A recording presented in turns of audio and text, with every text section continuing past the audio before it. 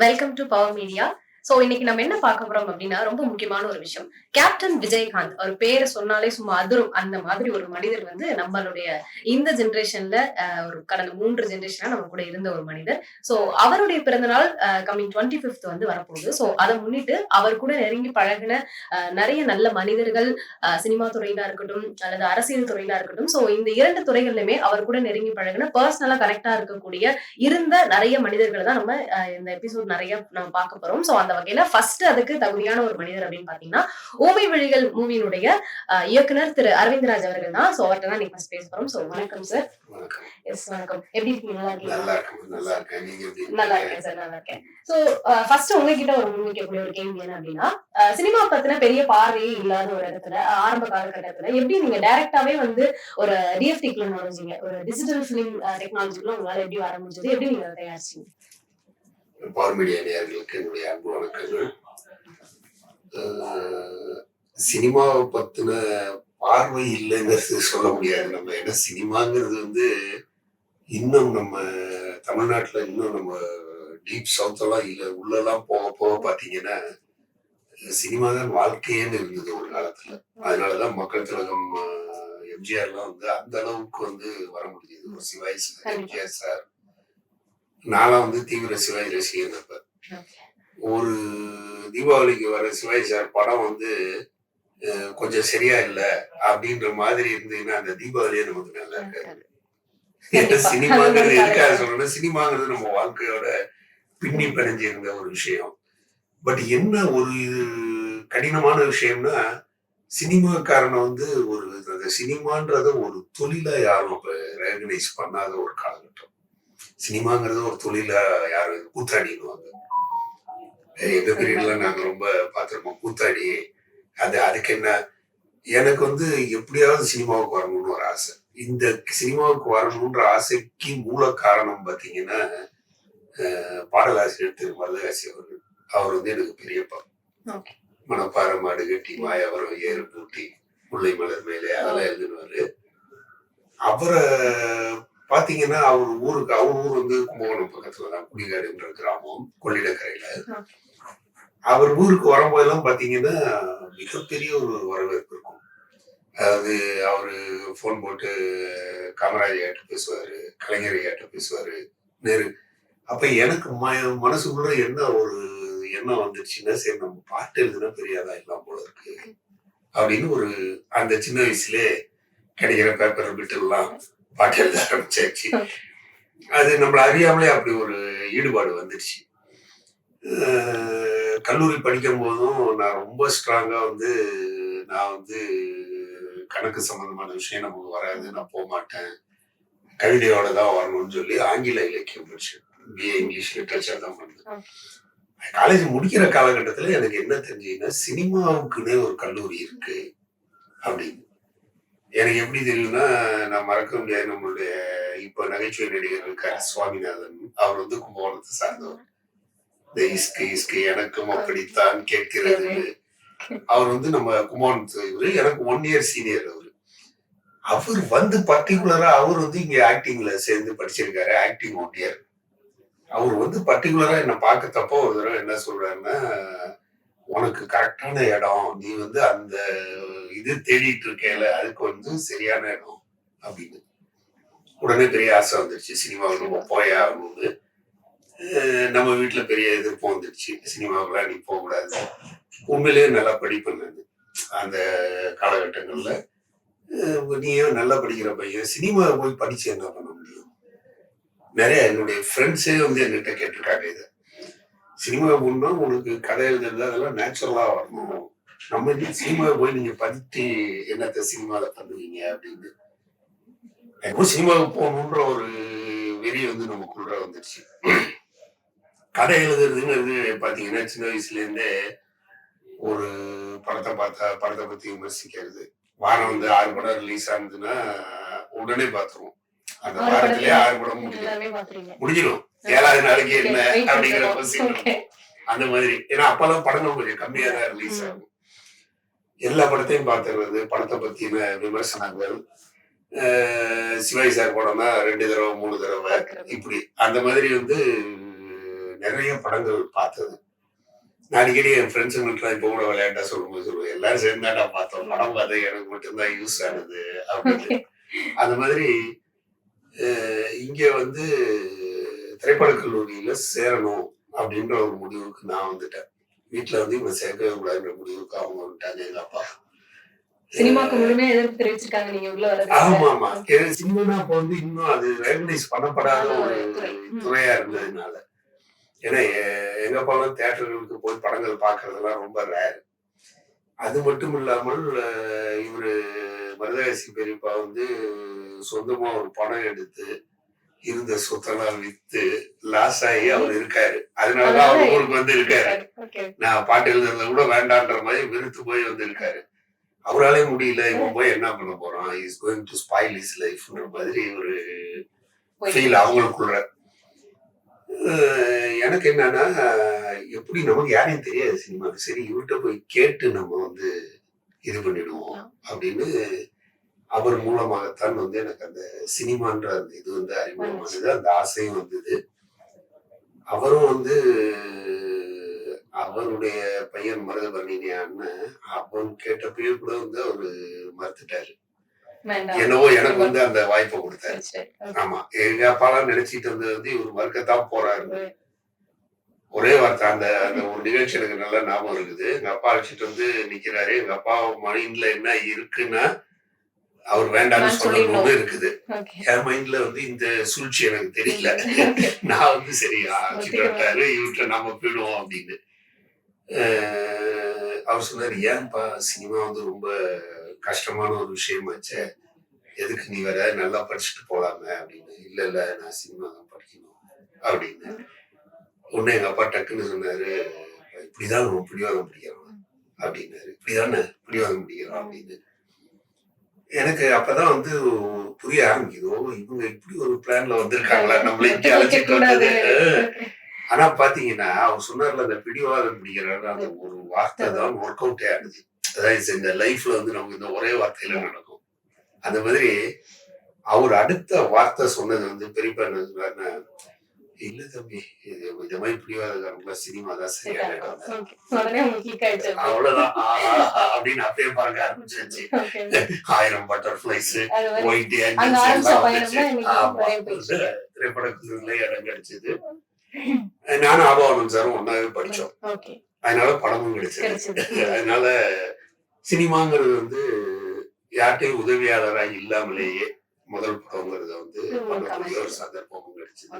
உங்களுடைய முதல் படம் அப்படின்னு பாத்தீங்கன்னா ஊமை விழிகள் மூவி வந்து கேப்டன் சாரோட நீங்க நல்ல ஒரு கனெக்ஷனோட இருந்து அவர் உங்களுக்கு உதவி பண்ணாரு அப்படின்ற விஷயம் கூட நாங்க கேள்விப்பட்டோம். ஊமை விழிகள் மூவில ஸ்பெஷலா அவர் உங்களுக்கு உதவி பண்ணி அந்த படத்தை நீங்க வெளியே கொண்டு வரது. இன்னொன்னு அந்த டைம்ல ஒரு ஒரு பெரிய லெவல்ல ரிலீஸ் ஆன ஒரு மூவி ஊமை விழிகள். சோ அது வந்து ஹிந்தி சினிமாஸ்ல இருக்கிறவங்க எப்படி பார்த்தாங்க, இப்படி ஒரு மூவி வந்து எடுத்திருக்காங்க அப்படின்ற போது அது கேப்டன் சார் நடிச்சு. சோ அது நீங்க எந்த அளவுக்கு பாத்தீங்க அந்த வெற்றியை? அது மட்டும் இல்லாம கேப்டன் சார் எவ்வளவு சந்தோஷப்பட்டாரு, ஏன்னா அவர் உங்களுக்கு நிறைய உதவி இருக்காரு நீங்களே சொல்லிருக்கீங்க. சோ அது எப்படி? அதாவது வந்து திரைப்பட கல்லூரி அப்படிங்கிறதுல 3 வருஷம் முடிச்சிட்டோம். அதுல வந்து உண்மையிலேயே வந்து இந்த இந்த நேரம் இல்லை, எந்த நேரத்திலயுமே நான் வந்து திரைப்பட கல்லூரிக்கு நன்றி உடையனா தான் இருப்பேன். ஏன்னா நம்ம கத்துக்கவே முடியாத ஒரு கலையை வந்து நமக்கு வந்து கத்துக் கொடுத்தது வந்து திரைப்பட கல்லூரி. திரைப்பட கல்லூரியில எனக்கு மாஸ்டர் இருந்தது ஏஎஸ்எஸ் சுவாமின்னு பெரிய டைரக்டர். அதாவது கிட்டத்தட்ட 5 முதல்வர்களை வச்சு இயக்குனருங்கிறது வந்து அவரோட பெருமை. அண்ணாவரோட, கலைஞரோட, என்டிஆரோட, புரட்சி தலைவரோட, ஜெயலலிதா அம்மாவோட ஒர்க் பண்ணியிருக்காரு. எல்லாருமே வந்து நடிக்க வச்சு இது பண்ணியிருக்காரு. அண்ணாவோட வேலைக்காரியா அவர் தான் டைரக்ட் பண்ணியிருக்காரு. அது மாதிரி ஒரு பெரிய டைரக்டர். சிஎம்இ ரமணன் அவர் வந்து ஒரு விரல்னு ஒரு படம் பண்ணி பெரிய ஹிட். அந்த மாதிரி அங்க வந்து நமக்கு திரைப்பட ஆட்களோட அறிமுகம், திரைப்பட நம்ம கத்துக்கிட்டது வந்து ஒரு நல்ல இடத்துல இருந்து கத்துக்கிட்டு வந்தோம். ரெண்டாவது வந்து தயாரிப்பாளரா ஆபாவனே செயல்பட்டது. இன்னும் சொல்ல போனா நாங்க எல்லாருமே சேர்ந்து பண்ண படம் மாதிரின்னு வச்சுக்கோங்களேன். எங்க படம் ஆபாசம் பைனான்சியர் எல்லாமே பண்ணது. பட் நமக்கு அந்த ரைட்ஸ் ஃபுல் ஃப்ரீடம் நமக்கு இருந்தது, என்ன வேணாலும் நம்ம பண்ணலாம் அப்படின்னு. அது மட்டும் இல்லாமல் அந்த படம் வந்து இதுலயே பண்ணின படம். நம்ம வந்து 10 நிமிஷத்துக்கு வந்து திரைப்பட கல்லூரியில அந்த மர்டர் எக்கோன்ற பேர்ல அந்த படத்தை வந்து பண்ணியிருந்தோம். இது வெளியில வரும்போது, அதாவது நாங்க வர்ற காலகட்டத்துல பாத்தீங்கன்னா, பாரதிராஜா சார்லாம் கொடி கட்டி பறந்துட்டு இருக்காரு. பாரதிராஜா சார், பாக்யராஜ் சார்லாம் பெரிய பீக்ல இருக்காங்க. ம். ஆர். சுந்தரராஜன் சார் எல்லாருமே. எல்லாருமே பார்த்தா எல்லாருமே வந்து ஒரே இது இந்த லவ்ன்ற ஒரு ட்ராக்லயே டிராவல் பண்ணிட்டு இருந்தாங்க. எஸ். அப்ப நாங்க ஒரு முடிவு பண்ணோம். சரி நம்ம வந்தோம்னா, நம்ம வந்து எங்கேயோ ஒரு இடத்துல வந்து நம்ம டிஃபரெண்டா தெரியணும். ஒரு ட்ரெண்ட செட் பண்ணணும் டிஃபரெண்டா அப்படின்னு தெரியும். எஸ். ஃபர்ஸ்ட் பார்க்கும்போதே வந்து நம்மளும் ஒரு லவ் சப்ஜெக்ட் பண்ணோம்னா ஜெயிக்கிறோம் அது வேற. பட் ஒரு புள்ளி தனியா தெரியாது. அப்போ வந்து நம்ம கிரைம் த்ரில்லர் போறோம். இங்கிலீஷ் பட பேட்டர்ன்ல ஒரு கிரைம் த்ரில்லர் போறோம். அப்ப இங்கிலீஷ் பட பேட்டர்ன்ல ஒரு கிரைம் த்ரில்லர்னா it needs cinema scope. Yes. கண்டிப்பா. ஆமா. அப்ப பாத்தீங்கன்னா சினிமா ஸ்கோப்ங்கிறது வந்து ராசி இல்லாத ஒரு விஷயம். ரொம்ப சினிமால. கம்மி. ஆமா. இல்ல கம்மி இல்ல. ராசி இல்லாதது. ஓகே. ஏன்னா சினிமா ஸ்கோப்ல பண்ண பெரிய படங்கள் ஃபெயிலியர் ஆயிருக்கு. ராஜராஜ சோழன் ஃபெயிலியர். அலாவுதீன் அற்புதம் ரஜினிகாந்த் கமல் சார் சேர்ந்து பண்ண படம் அந்த படம் ஃபெயிலியர். அதனால சினிமா ஸ்கோப்னாலே தவறுன்ற மாதிரி ஒரு இமேஜ், ஒரு ராங்கான ஒரு இமேஜ். நமக்கு வந்து இந்த படத்துக்கு சினிமா ஸ்கோப் தான் கம்பல்சரியா வேணும் அப்படின்ற ஒரு முடிவு பண்ணியாச்சு. போய் போராடி ராவுத்தர் சார்ட்ட தான் டெய்லி போவோம் ஆபீஸ்க்கு. கேப்டனை பத்தி கேட்டீங்கல்ல, கேப்டன் சார் ஆபீஸ்க்கு தான் டெய்லி போவோம். மறக்கவே முடியாதுப்பா. அது வந்து டெய்லி போவோம். ஃபர்ஸ்ட் வார்த்தை சாப்பிட்டீங்களா சார் அப்படின்னுவாரு. நிறைய பேர் சொல்லி கேள்வி எல்லாரையும் உட்காத்தி வச்சு, அதான் நான் சொல்றது வந்து 1984 அப்ப கேப்டன் இருக்கிறதே ஒரு சின்ன ரூம் தான். அதுல வந்து ஒரு கேரியர் ஃபுல்லா வந்து இட்லி தோசைன்னு காலையில இருக்கும். போனா டிஃபன் காலையில போனோம்னு ஃபர்ஸ்ட் உட்காந்து வேற எதுவும் பேச மாட்டாங்க. சாப்பிட்டுட்டு அதுக்கப்புறமா ராவுத்தர் சொல்றாரு, நான் சொல்லி விடுறது தம்பி, நான் பேசல, விஜய்கிட்ட பேசல, பேசிட்டு சொல்றேன். அவங்களுக்கு உள்ளுக்குள்ள அந்த பயம் இருக்குது. சினிமா ஸ்கோப்ன்றாங்க, இன்ஸ்டிடியூட்ன்றாங்க, என்ன பண்ண போறாங்களோன்னு. எனக்கு என்ன பண்றதுன்னு தெரியல. ரொம்ப ஆபா சார் வேற. ஆபா சார் வந்து இரவு பாடகர்னு ஒரு படம். ஆபா சார் நான் சொல்றேன், ஆபானந்த் சார். அவர் கூட படிச்சவர், எனக்கு கிளாஸ்மேட். நானும் அவரும் ஒன்னா படிச்சோம் பிலிம் இன்ஸ்டிடியூட்ல. அவர் வந்து இரவு பாடகர்னு ஒரு படம் பூஜை போட்டு பாம்பேல போய் ரெக்கார்டிங் ஃபுல்லா பாம்பேல பண்ணாரு. ஏன்னா 6 ட்ராக் ஸ்டீரியோஃபோனிக்ல பண்ணணும். ஷோலை மாதிரி பண்ணணும். ஷோலை மாதிரி கதை அமைப்பு உள்ள ஒரு கதை அது. அது பண்ணி அது நிக்குது. நம்மளுடைய இன்வெஸ்ட்மெண்ட் வந்து பெரிய இன்வெஸ்ட்மெண்ட் வந்து அதுல போய் லாக் ஆயிருக்கு. அவர் வந்து இப்ப ஏதாவது ஒண்ணு மூவ் பண்ணியே ஆகணுன்ற கண்டிஷன்ல இதை போட்டிருக்கோம். இதுக்கும் நமக்கு ஆர்டிஸ்ட் செட் ஆக மாட்டேங்குதுன்னு அப்படியே இழுத்துக்கிட்டே இருக்கேன்ட்டு ஒரு நாள் இதுக்கு முன்னாடி நம்ம சாங் எல்லாம் ரெக்கார்ட் பண்ணிட்டோம். படத்தோட சாங்ஸ் எல்லாம் ரெக்கார்ட் பண்ணிட்டோம். இதெல்லாம் யார் ஆர்டிஸ்ட்னு தெரியல, ரெக்கார்ட் பண்ணியாச்சு, எல்லாம் ரெடியா இருக்கு. சரிமே ராவுத்தரை ஒரு நாள் அழைச்சி விட்டு போய் அந்த இன்ஸ்டியூட்ல பண்ண படத்தை போட்டு காட்டணும். அதுக்கு ரொம்ப பிடிச்சி ராவுத்தரை அழைச்சிட்டு போயிட்டோம். ராவுத்தர் சார் அவரு அதுக்கப்புறம் ரொம்ப நல்ல நண்பர் ஆயிட்டாருன்னு வச்சுக்கோங்களேன். அவரு விளையாட்டா சொல்லுவாரு அடிக்கடி, அன்னைக்கு ஒரு நாள் நான் அந்த படம் பார்க்காம இருந்திருந்தேன்னா அப்படின்ட்டு.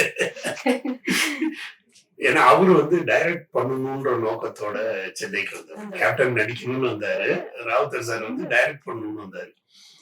அவரை இழுத்துட்டு போய் அப்படியே 10 நிமிஷம் படமா சரி பாத்துடலான்ட்டு வந்துட்டாரு. வந்து அந்த படத்தை பார்த்த உடனே அடுத்த வார்த்தை அவர் சொன்னது வந்து, இன்னொரு தடவை பார்க்கலாமான்னு. அடுத்த நமக்கு தெரிஞ்சிருச்சு, ரைட்டு பார்க்கலாம் சார், எத்தனை தடவை வேணாலும் பார்க்கலாம் அப்படின்னு. அந்த படம் முடிச்ச உடனே சொன்னாரு, அற்புதமா பண்ணிருக்கீங்க, 10 நிமிஷத்துலயே நீங்க இவ்வளவு அசத்திருக்கீங்கன்னா நிச்சயமா நல்ல படம் பண்ணுவீங்க. 3 மணி நேரம் கொடுத்தா நல்லா பண்ணுவீங்க, நான் விஜய்கிட்ட பேசுறேன் அப்படின்ட்டாரு. சொல்லிட்டு கிளம்புன சொன்னாரு, எப்படியாவது விஜய்கிட்ட பேசி இந்த படத்தை விஜய்க்கு போட்டு காட்டிடுங்க. அப்ப கேப்டன் கிடையாது, விஜய் தான். கேப்டன் வந்து செந்தூரப்புக்கு அப்புறம் தான் வந்தாரு. செந்தூரப்பு படத்துலதான் எல்லாரும் வந்து கேப்டன் ரோவான் தான் நடிச்சிட்டு இருக்காங்க. ஆக்சுவலா செந்தூரப்பு தான் கேப்டன் வந்தது. செந்தூரப்பு படத்துல இன்னைக்கு நீங்க பாத்தீங்கன்னா எல்லாருமே அவர் கேப்டன் தான் கூப்பிடுவாங்க படத்திலே. அத பார்த்த பிறகு என்ன ஆச்சுன்னா ஆபீஸ்ல எல்லாருமே கேப்டன் கேப்டன் கூப்பிட ஆரம்பிச்சாங்க. அது கேப்டன் ஆமா தகுதியானவர் தானே, கேப்டன் ஆகக்கூடிய தகுதி 100% உள்ளவர். அப்படி இப்போ இது பண்ணிட்டு உடனே கேப்டனை கூப்பிட்டு பிடிச்சி அவரையும் தொங்கி இது பண்ணி வந்து பார்த்துட்டாரு. கேப்டன் பார்த்தோன்னே ராவுத்தர்ட்ட சொல்லிட்டாரு, சரி பண்ணலாம்டா, கேட்கறாங்க ஏதோ பண்ணிருக்காங்க, வித்தியாசமா ஏதாவது பண்ணுவாங்க அப்படின்னு. அவங்க அக்செப்ட் பண்ணி ஒத்துக்கிட்டாங்க. பட் அவங்க 2 பேருமே சினிமாஸ்கோப் வேண்டான்றாங்க. ஓகே. எதுக்கு வந்து நீங்க வேண்டாம். முதல் முறையா வரீங்க, இது ஆன்டி சென்டிமெண்ட்ன்னு சொல்றாங்க. இத போய் வந்து நீங்க எதுக்காக வந்து இல்ல இல்ல சார் இது சினிமாஸ்கோப்ல தான் போட முடியும். உடனே அவரு ராவுத்தர் வந்து டேட்டாஸ் எல்லாம் கலெக்ட் பண்ணிட்டாரு. எத்தனை தியேட்டர்ல வந்து ஸ்கோப் ஸ்கிரீன் இருக்குது, தமிழ்நாட்டுல எத்தனை பேர் இது பண்ணுவாங்க. ஆபா சார் வந்து ஸ்ட்ராங்கா, ஆபா சார் பிடிச்ச பிடி அவரு மாறவே மாட்டாரு. அவர் என்ன சொல்றாரு ஸ்ட்ராங்கா, எல்லாரும் தியேட்டர் ஸ்கிரீனை மாத்துவாங்க சார் அப்படின்றாரு. ஆமா, அப்ப அப்பயே மாத்தணும்னா அப்போதைய செலவே கிட்ட பாத்தீங்கன்னா ஒரு 25,000 ரூபாய் ஆகும். அது இப்போதைய கணக்கு பாத்தீங்கன்னா ஒரு எப்படியும் ஒரு 5-6 லட்சம் கணக்குன்னு வச்சுக்கோங்க. என்ன 84ல 25 லட்சம் ரூபாய் பெரிய அமௌண்ட். ஒத்துட்டு கடைசியா வந்து அவங்களுக்கு அதுல ஒண்டிதான் வந்து ஒரு நெருடல் இருந்துட்டே இருந்தது கடைசி வரைக்கும். மதேஷ் சாரை வச்சு நம்ம ஜெய்சங்கர் சாரை பிடிச்சோம். ஜெய்சங்கர் சார் அவர் போனோடனே எதுக்குண்ணா நீங்க எதுக்கு வரீங்க, அவங்க அனுப்பிச்சுட்டா வர மாட்டாங்களா, நான் பண்ண மாட்டேன்னா எதுக்கு நீங்க வந்தீங்க, சரி ரைட் ரொம்ப நாள் இவங்க மூலமா உங்களை பாக்குற வாய்ப்பு கிடைச்சீங்கன்னா அவங்க பேச ஆரம்பிச்சிட்டாங்க. ஜெய்சங்கர்கிட்ட ஒரு நாள் வந்து பிடிச்சி சார் ஸ்ரீவித்யா மேடம் நீங்க தான் சொல்லணும், பயங்கர டைட்டா இருப்பேனால சரி பேசுறேன், நீ எனக்கு ஒரு படம் கட்டினல கொண்டு வந்து போட்டு இன்னைக்கு பண்றாங்க பாத்தீங்களா. இன்னைக்கு வந்து எல்லாருமே பண்றாங்க. தாங்க எடுக்கக்கூடிய படத்தை ஒரு 10 நிமிஷம் 15 நிமிஷத்துல எடுத்து போட்டு காட்டி அதனுடைய முதல் படம் வந்து உண்மையிலேயே தான். அது தெரியாது வெளியிலேயே தவிர இல்ல எங்களுக்கு இது அந்த படத்தை பார்த்த உடனே இவங்க 2 பேரும் ராவுத்தரும் கேப்டனும் மாறின பார்த்தோன்னே எங்களுக்கு முடிவுக்கு வந்துச்சு. யாரா இருந்தாலும் இதை போட்டு காட்டிடுறது நம்மளுடைய விசிட்டிங் கார்டுன்னு கையில கொடுக்கறது. ஜெய்சங்கருக்கு போட்ட டப்பிங்ல இருந்தாங்க 2 பேருமே. சுஜாதாஸ் பாலாஜி சார் அவங்க டப்பிங் தேட்டர். நம்ம சீனியர்ஸ் தான் அங்க இருக்காங்க. மூர்த்தி சார், லட்சுமி நாராயணன் நம்ம இன்ஸ்டியூட்ல படிச்சவங்க. அவங்ககிட்ட இது மாதிரி காட்டணும்னு பாப்பா நமக்கு என்ன நம்ம இதுக்கு இல்ல அப்படின்ட்டு டப்பிங் முடிஞ்சது. கிளம்பும் போது ஸ்ரீவித்யா கிளம்புனாங்க. ஜெய்சங்கர் இருமா நம்ம பசங்க ஏதோ ஒரு 10 நிமிஷம் படம் பண்ணியிருக்காங்க பார்க்கணுன்றாங்க, பார்த்துட்டு போலாம். சரி சார் அப்படின்னு உட்காந்துட்டாங்க. படம் வந்து பார்த்துட்டு படம் முடிஞ்சோடனே அதுல வர அந்த பத்திரிகை ரிப்போர்ட்டர் ரோல் நான் பண்றேன், என் சம்சாரமா நீ பண்ற அப்படின்னாரு. சார் டேட்ஸ் அதெல்லாம் பாத்துக்கலாம், நம்ம 2 பேரும் சேர்ந்து தானே 6 படம் பண்ணிட்டு இருக்கோம்ல, ஒரு நாள் ஒதுக்கி கொடுத்தா நம்ம பசங்க நம்ம பிள்ளைங்க பண்ணிட்டு போட்டோம் அப்படின்னாரு. ஓகே சார் பண்ணலாம் சார்ட்டாங்க அவங்க. இப்படியே ஒருத்தரையும் அருண்பாண்டியன் கூட படிச்சவர் வந்து கார்த்திக். கார்த்திக் போய் வந்து இப்ப அருண்பாண்டியன் போய் கார்த்திக் வந்து எனக்கு படம் முத படம் நீ என் படத்துக்காக பண்ணி கொடுக்கணும்னா என்னடா பசங்களுக்கு நம்ம ஜாலியா பண்ணலான்னு கார்த்திக் ஒத்துக்கிட்டாரு. கார்த்திக் உடனே போய் சசிகலாவை பேசி சசிகலாவை ஃபைனல் பண்ணிட்டோம். சரிதா மேடம் கேப்டனுக்கு ஃபைனல் பண்ணிட்டோம். சந்திரசேகர் சாரோட எங்க யூனிட்லயே ஒர்க் பண்ணிருக்கோம் ஏற்கனவே ஒரு படத்துல. நம்ம கேமராமேன் ஒர்க் பண்ணியிருக்காரு. அவரை பிடிச்சி சந்திரசேகர்ல வச்சு இப்படி அப்படியே காம்பினேஷன் கரெக்டா அப்படியே வந்துருச்சு. எல்லாமே பெரிய பெரிய பேர்ஸ் வந்துருச்சு. பெரிய பெரிய நம்ம நினைச்சது வந்து தெரியல ஸ்டார்ஸ். விசு சார் வந்து முறையா வெளி டைரக்டர்கிட்ட பண்றாரு. ஏன்னா விசு சார் படங்கள் ஃபுல்லா ஆபோனம் தான் டிஸ்ட்ரிபியூஷன் பண்ணியிருக்காரு. அதனால விசு சார் ஃபர்ஸ்ட் வெளில பண்றாரு. அவருக்கு என்னன்னா நம்ம பண்றது வந்து ஆபா சாருக்காக பண்றோம், இவர் யாருன்னு நமக்கு தெரியாது. நம்ம வந்து ஆபா சார்கிட்ட சொல்லியிருக்காரு, இது எனக்கு தெரியாது. ஆபா சாருடைய பெருந்தன்மையை பாருங்க, நமக்கு அவர் ப்ரொடியூஸ் பண்றாரு, நம்மள டைரக்ட் பண்ணுங்கன்னு வாய்ப்பை எனக்கு கொடுத்துட்டாரு.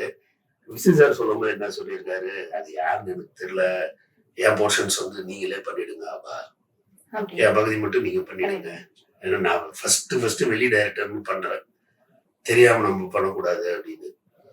இவர் அவர்கிட்ட என்ன சொல்லியிருக்காரு, ஓகே சார் நீங்க ஒரு 2 நாள் நடிங்க, அவர் பண்றது உங்களுக்கு சாட்டிஸ்பேக்ஷன் இல்லைன்னா சொல்லுங்க, நான் பண்றேன். நம்ம மேல உள்ள கான்பிடன்ஸ்ல என்கிட்டையும் சொல்லாமல் பண்ணியிருக்காரு. முதல் நாளே விசு சாரோட சீன். முதல் நாளே அந்த ஊமையில எல்லாரும் வந்து வீட்டுல உட்கார்ந்து பேசுவாங்க. கேப்டன் வந்து பேசுவாரு, எல்லாரையும் வர சொல்லிட்டு வீட்டுல வாங்கன்னு பேசணும். அந்த சீன் காம்பினேஷன் பாத்தீங்கன்னா Chandrasekhar sir, Arun Pandian, captain, Visu sir, Jaishankar, Saritha madam, Sasikala, எல்லாரும் இவ்வளவு காம்பினேஷன் முதல் நாள். விசு சாரை வச்சு எடுத்துட்டு இருக்கோம். இவங்க 2 பேருக்கு நடந்த கான்வர்சேஷன் நமக்கு தெரியாது. நான் பாட்டுக்கு கேஷுவலா எடுத்துட்டு இருந்தேன். எல்லாம் முடிஞ்சோடனே லஞ்சுக்கு வந்தோடனே விசு சார் வந்து கை கொடுத்தாரு. ஹேட்ஸ் ஆஃப் சார், நான் நினைக்கல அப்படின்னாரு. என்ன சார்? இல்ல, இத்தனை ஆர்டிஸ்ட் முதல்ல டைரக்ட் பண்ணும்போது இருந்தால் எல்லாருமே கொஞ்சம் திணறுவாங்க. நீங்க ஒரு நிமிஷம் கூட திணறல. இங்க வை அங்க வை இங்க வை அங்க வைன்னு கேமரா தான் மாறிட்டு இருந்தது. படன்னு இதுல போயிட்டே இருந்தீங்க. Hats off. நான் வந்து ஆபா சார்ட்டே சொன்னேன், இத்தனை ஆர்டிஸ்ட் அப்புறம் சொல்றேன்.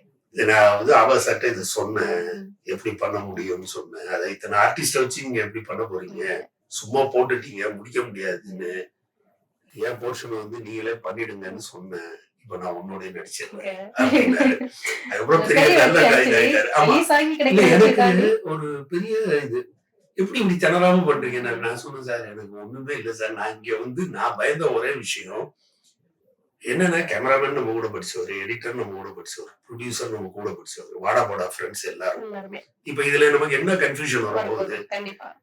நான் விசு சார் சொன்னேன், சார் எனக்கு இருந்த ஒரே பயம், இன்ஸ்டியூட்ல நடிக்கிறவனே எங்க கூட படிக்கிறவனா இருப்பான். டேய் தள்ளி நில்டா அப்படின்னு. இங்க அது வரக்கூடாதுங்கிறதுல மட்டும்தான் நான் கான்சியஸா இருந்தேனே தவிர, மற்றபடி எனக்கு இடத்த பார்த்தோன்னே டக்குனு எங்க ஷாட் வைக்க போறோம், என்ன பண்ண போறோம், ஸ்கிரிப்ட் கையில இருக்கு, எல்லாமே பக்காவா ஈஸியா இருந்தது சார் அப்படின்னு. அப்படி ஒரு டேக் ஆஃப் ஆனது அது படம். கேப்டன் வந்து அவ்வளோ ஒரு குழந்தை மாதிரி பண்ணி கொடுத்தாரு. அடுத்த கேள்வி அதுதான், கேப்டன் விஜயகாந்த். சொல்லுங்க, அவரை பத்தி ஒரு விஷயம் வச்சுட்டு சொல்லணும் அப்படின்னா கேப்டன் விஜயகாந்த். கேப்டன் விஜயகாந்த் பத்தி ஒரே வார்த்தையில சொல்லணும்னா, மனிதன், மனித நேயம்.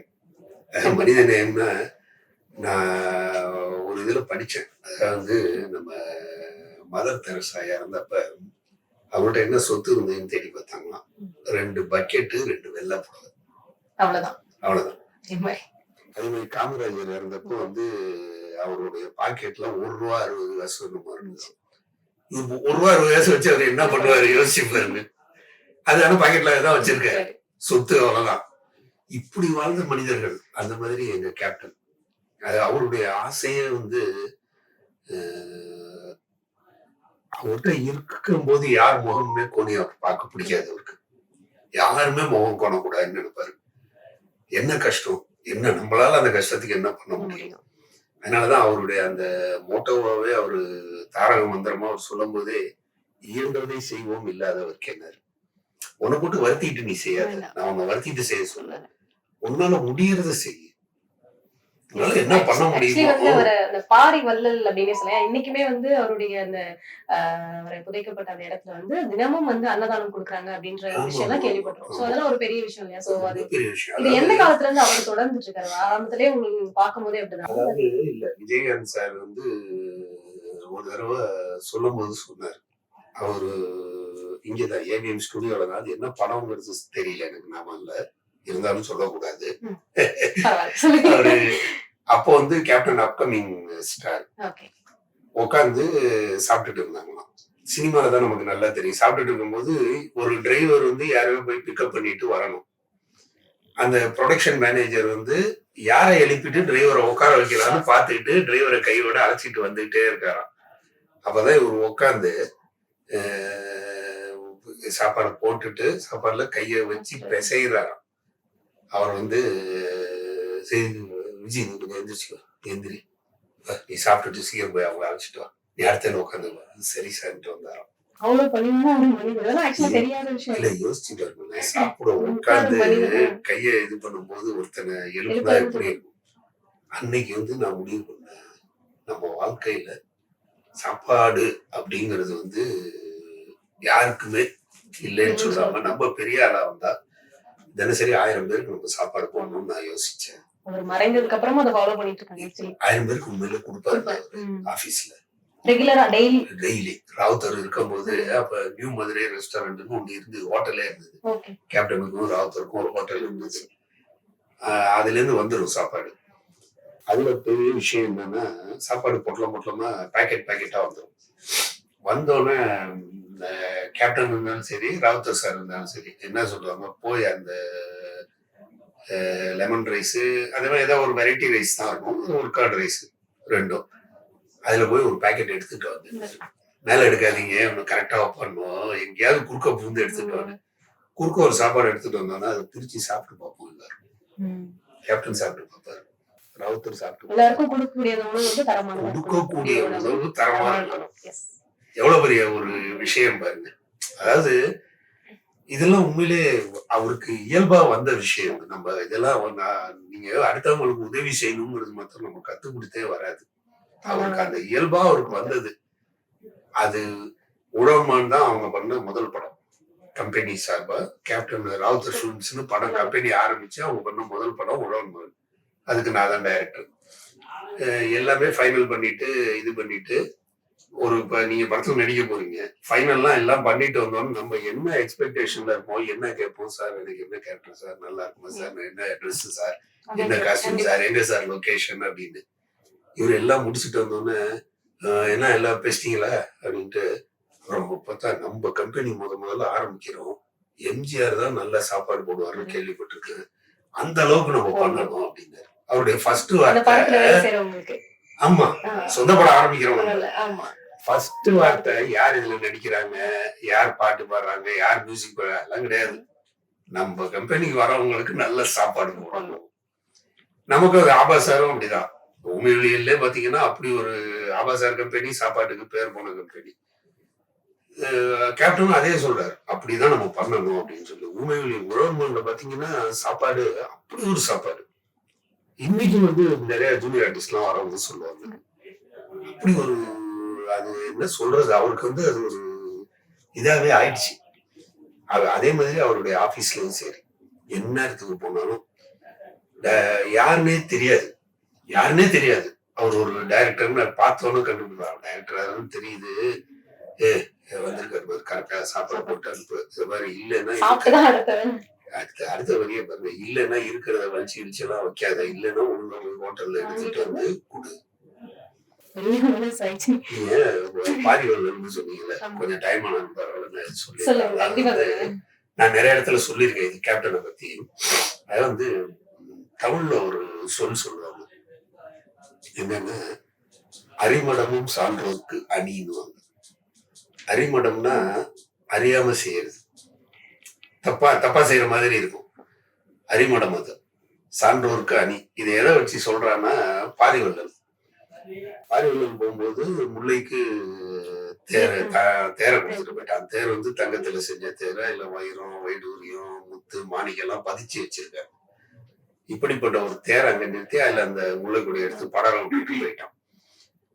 அத ஜெனரலா கேட்கறவங்க கேக்குறாங்க, அது பெரிய முட்டாள்தனம் இல்லையா? ஒரு முல்லைக்குடிக்கு ஒரு கொடி கொம்பு நெட்டுட்டு போனா இதாக போகுது. இல்ல இவர் பெரிய மன்னர், கூட ஒரு 2 பேரை கூப்பிட்டு வெட்டி ஒரு கம்பெனி எடுங்கடா, ஒரு பந்தல் போடுங்கடா, அருமையா போட போறாங்க. இல்ல அரண்மனைக்கு போய் வண்டியை நிறுத்திட்டு கூட இறங்கி போய் இதை சொல்லிட்டு போலாம். ஏன் வந்து இந்த அங்கேயே வந்து நிறுத்தி உடனே எடுத்து போட்டான் அப்படின்னு. அதை பார்த்தவுடன் அந்த கொம்பன் நடுற டைம் கூட கொடுக்க கூடாது, அந்த கொடி தாங்காதுன்னு நினைச்சு வண்டியை நிறுத்தி சுத்தினாங்கல்ல. இதுதான் இவன் செஞ்சது வந்து அறியாம செஞ்ச செயல் மாதிரி தான் தெரியும், முட்டாள்தனமான செயல். ஆனால் எத்தனையோ பேர் முல்லைக்குடிக்கு பந்தல் போட்டிருக்கோம், எல்லாரும் வரலாற்றுல நின்னும் தேர் கொடுத்தனும். அதுதான் அரிமடமும் சான்றோர் கல்வி எங்கால அப்படிதான். அதுல ரொம்ப என்னன்னா உரிமையோட சண்டை போட்டு உதவி செய்யறவர் நீங்க பாத்துருக்கீங்களா? உதவி செய்யறவங்களே பார்க்க முடியாது. ஏதாவது நீங்க வந்து உட்கார்ந்த உடனே அப்படியே பாப்பாரு, பார்த்துட்டு உங்கள்கிட்ட ஒண்ணும் கேட்க மாட்டாரு, அப்படின்ட்டு போயிட்டு என்னிட்ட வந்து சொல்லுவாரு, என்ன அந்த பொண்ணு கொஞ்சம் டல்லா இருக்கா, என்னைக்கு மூஞ்சில இருக்க அந்த கலகலப்பை காணுமே, என்னன்னு போய் கேளுன்னு. என்னன்னா உங்கள்கிட்ட நேரடியாய் கேட்டால் உங்க மனசு கோணும். அவங்களுக்கு ரொம்ப வேண்டியவங்க யாரோ அவங்கள்ட்ட சொல்லி கேட்க சொல்லி வந்த உடனே சாயந்தரமே இந்த பிரச்சனையை தீர்த்துருவாரு. அப்பெல்லாம் என்ன பெரிய பிரச்சனை இருக்கு, வாடகைக்கு காசு கட்டல, இதுக்கு காசு இல்ல, இவ்வளவுதான் இருக்கும். உடனே வந்துட்டு கொடுத்துட்டு என்ன சொல்லுவாரு, ஏன் அண்ணனா இருக்கிறேன்ட்டு கேட்க மாட்டீங்களா, கேட்க மாட்டீங்களான்னு கொடுத்துட்டு காசை கொடுத்துட்டு ஒருத்தன் காசு ஏன்டா நீ என்கிட்ட கேட்கலன்னு சண்டை போடுறாங்கன்னா அந்த மனுஷன் நம்ம என்னன்னு சொல்றது? இப்படி ஒரு மாமன் 100% சொக்கத்தவங்க. டக்குன்னு அப்படி கையை பிடிச்சாரு. பிடிச்ச ஒரு முகமே அப்படி பார்த்துட்டு இன்னும் அப்புறம் சாப்பிடுங்க சாப்பிடுங்க சாப்பிடுங்க, நீங்கள் நல்லா சாப்பிடுங்க, பொறுமையாக சாப்பிட்டவங்க அப்படின்னு. அறிவில்லை அவங்களுக்கு, மனுஷன் போதும்னு சொல்கிற ஒரே விஷயம் சாப்பாடு தான். சாப்பிட்றவங்களுக்கு போய் சீக்கிரம் சாப்பிடுவாங்கன்னு சொல்கிறீங்க, பாடமாக வச்சுக்கோங்க, சாப்பிட்றவனையும் தூங்குறவனையும் எழுப்பக்கூடாது அப்படின்னு. கோவக்காரர் அவர் எல்லாரையும் அடிக்கிறாரு அப்படின்லாம் பத்திரிகைகளில் வந்ததில்ல. அப்போ வந்து கேப்டன் ஒரு கேள்வி கேட்டார். அருமையான கேள்வி, எனக்கு ரொம்ப பிடிச்சிருந்து. நான் கேப்டன்ட்டே சொன்னேன், அருமையாக கேட்டீங்க கேப்டன் அப்படின்னு.